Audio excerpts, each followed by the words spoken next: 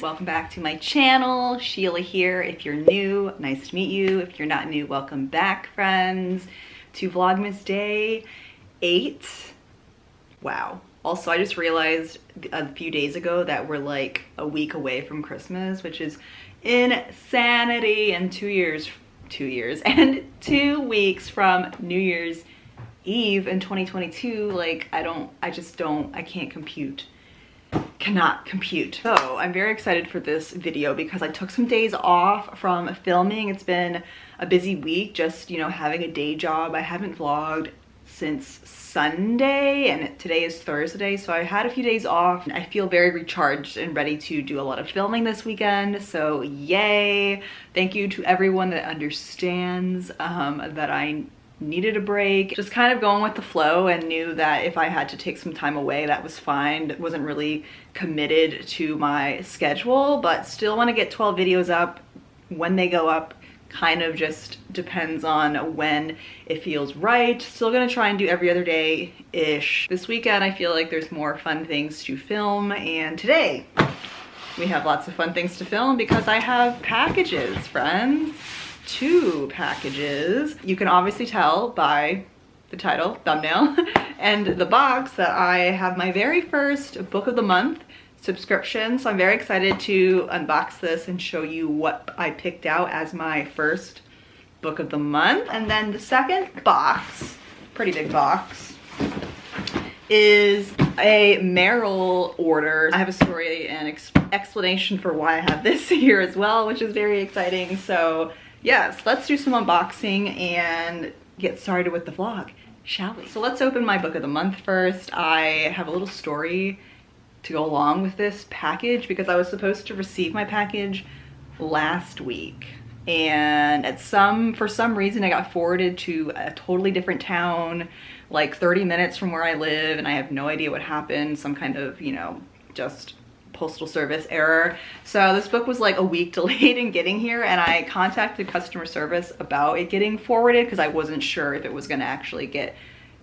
back to the right address, if it was going to be returned to book of the month. I just wanted to make sure I was going to get my book, you know, within the reasonable time frame, because the whole subscription service is you get your book, you pick your book at the beginning of the month, and then you get it beginning of the month, and then you have the chance to like read it that month. So I signed up for book of the month with their Black Friday deal. It was like $5 sign up for the book and to try it out. I've actually been on the mailing list for book of the month for like almost a year now, and I never committed until right now because I just couldn't justify spending a monthly fee for a book. But I was like, I'm just gonna try it out for, you know, 1 month and see how I like it, and then figure out if I want to commit to doing the monthly, you know, normal price, because I think it's like $16.99 for a hardcover book every month. Let me know if you have book of the month, and if you like it, what you don't like, how you find value out of it, and just your overall like approach and strategy and thoughts on the subscription service. But anyway, this finally came, and customer service was super nice. I really appreciated their customer service, and they actually they sent out a second package which is currently on its way here. It actually like shipped out the day I got updates that this was actually coming to my actual address. So I recontacted their customer service and said, when the second one comes, can I return it? Like, what do you want me to do? And they said, you can keep it, it's yours, do what you want. So apparently I'm gonna have 2 copies of the same book, and I have some ideas of what I'm gonna do with that book. So stay tuned because it involves you guys.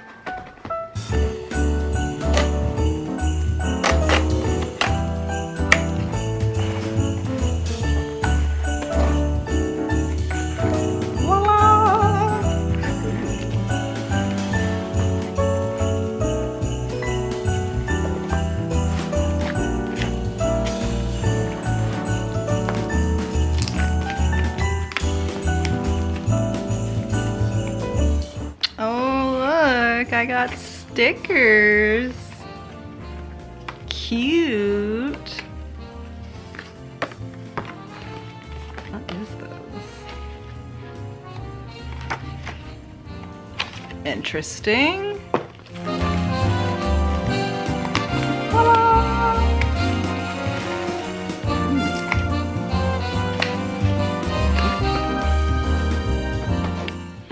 right, friends, I got my book and I got my little like swag, I guess. I mean, this is my first box, so you know.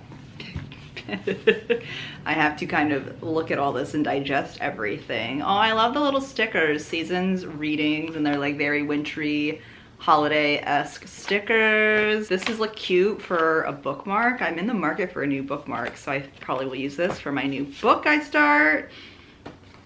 Meet your book of the year. Oh, so it's kind of like a promo of the best books of 2021. I haven't actually read The Four Winds at all. I have read 2 of the books on here though, which if you watch my reading vlogs, you know which ones they are.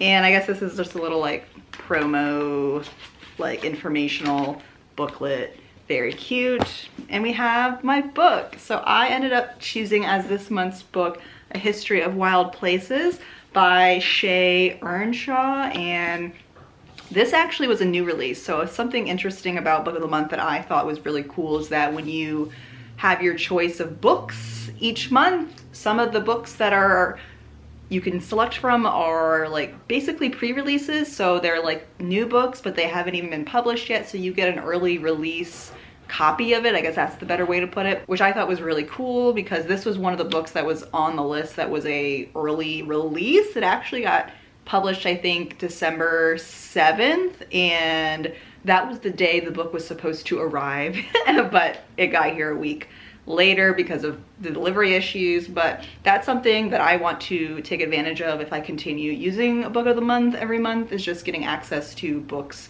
you know, before they actually hit the shelves. So that was really cool.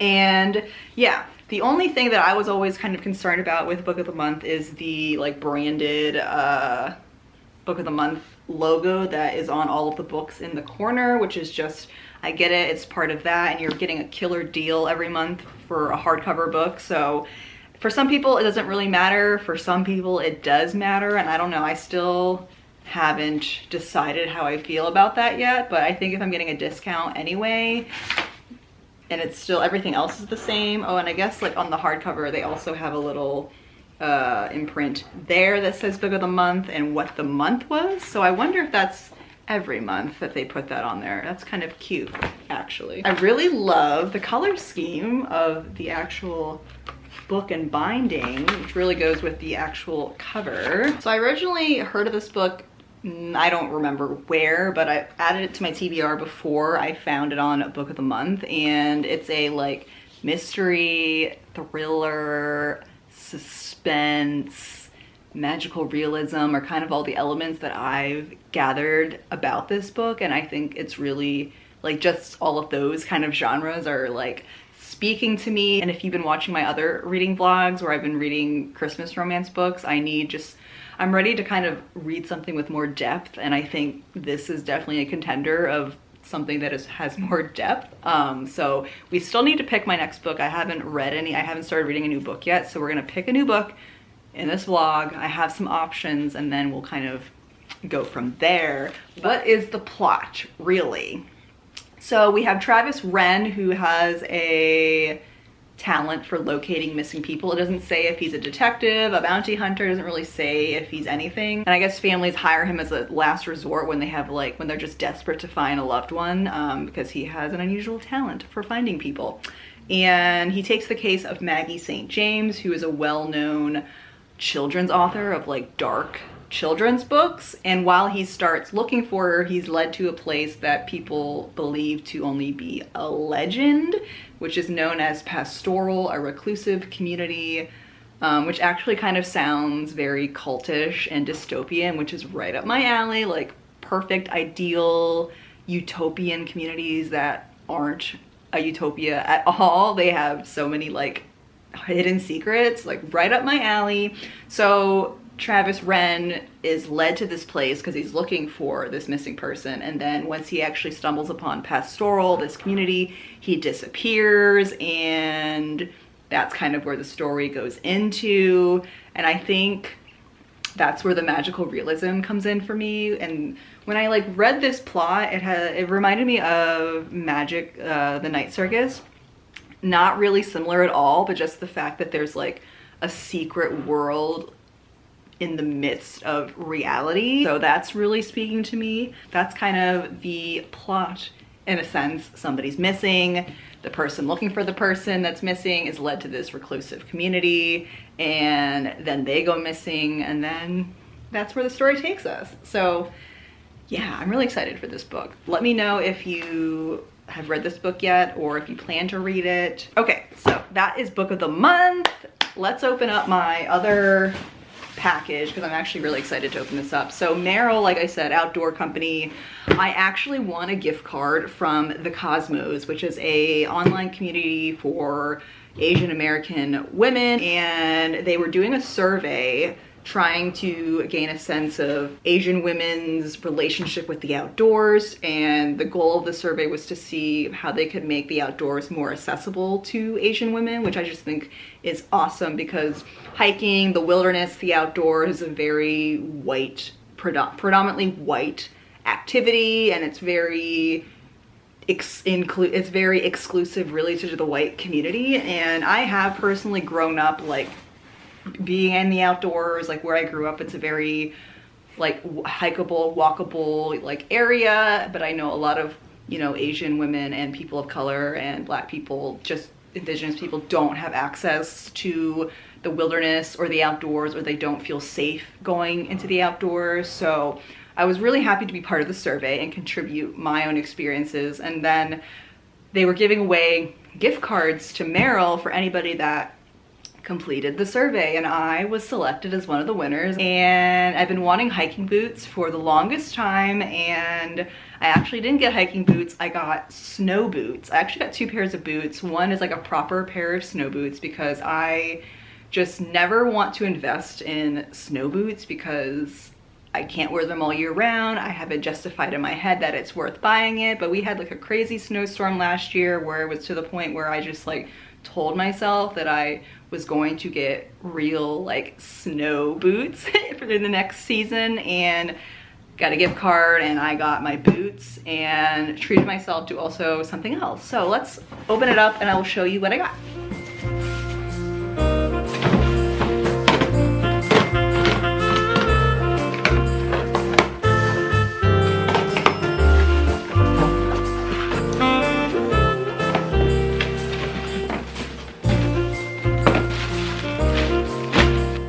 So the first thing is the item that I treated myself to, which is a like jacket in this like really cute seafoam green color, but this website calls it Merrell, and I just love that name. It sounds so outdoorsy. It's like a very calming color, and wow, this is like really thick, like a lot thicker than I thought it was going to be. So I'll try that on in a second. I hope it's not too small because I wasn't sure what size to get, so we'll try this on in a second. So I have 2 boxes of boots, and I'm pretty sure this larger box are the actual snow boots, so I'll open those first, and then I got a more like casual pair of boots that I think is in the other box. So let's open up my snow boots. Ooh. There it be, friends. All right, so I don't know if you can tell on camera, but they're like an olive green color, but they look very gray, which I kind of like because on the website they looked a lot greener than they do like upon first impressions. And the shoelaces are purple, but they're like a dark purple. I don't know if the side says what these are. So these are the Haven mid-lace in the color olive and completely waterproof. They have fur. We'll try them on in a second. The second pair are the Alpine pull-on knit boots. See? Ooh, I like these.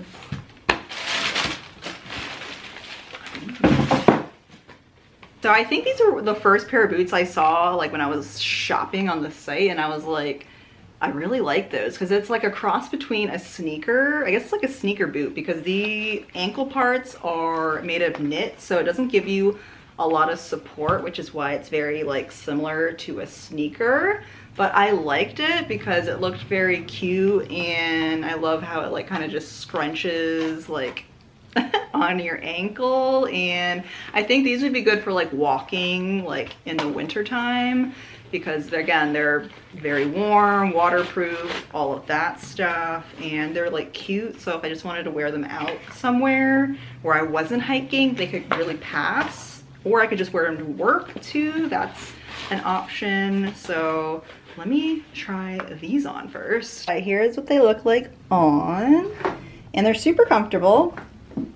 I think I will get used to them pretty quickly. I got them in a size 8, and I really am glad that I got the size 8. I'm usually a 7.5 in like shoes, especially if I want to wear socks with them. And these I think they're a little like loose, but if I have socks on, like it'll be fine.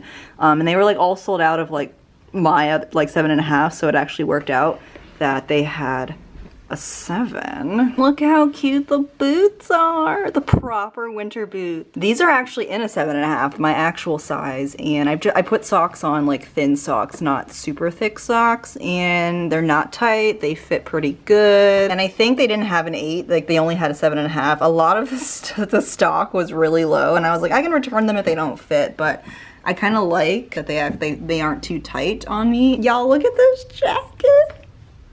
I love it. Look how cute it is. I'm actually glad I didn't size up to a medium, because I feel like a medium would be too big. At first I wasn't sure about the length because it's a little like cropped, so I feel like I might get exposed a little bit, like in terms of warmth. But I kind of like well, it's not even really cropped, just the shorter fit, because it like fits my proportions better since I'm petite. So yeah, look at my new jacket. So now I just want to like live in this jacket because it's a vibe. And actually today's like 60 degrees. Like it's December 16th and it is 60 degrees outside, which is ridiculous. But here we are. But I think like this is good. Like if I'm just like running out and it's not super cold, I could also wear it as like a layer underneath a winter jacket. I just don't really have just jackets. I have like coats and like cardigans and sweaters, so I'm trying to like expand. And this could really be like active, you know, wear or just casual wear. Also, check out the mess of unboxing life. I did put my boots away, but that is situation. We got our little Christmas ambiance going on. Yeah. Obviously, I am in the car because today's actually George's birthday. Happy birthday, George. Love you so much. And we're currently at I'm like looking up sports cards place because that is one of George's hobbies and that was one of his birthday requests, to go get a ride to the sports card store so he could get some sleeves and, I don't know, treat himself to something. But I'm in the car and I brought my toolkit for when I have to wait for George when he does his things, and I decided to bring A History of Wild Places with me to start reading it and see if I want to continue reading it for this month. And then once we're back home, I'll show you the other books that I'm thinking of reading, and then hopefully I'll come to a decision at that point. But for now, I'm gonna do a little reading in the car and then check in with you later.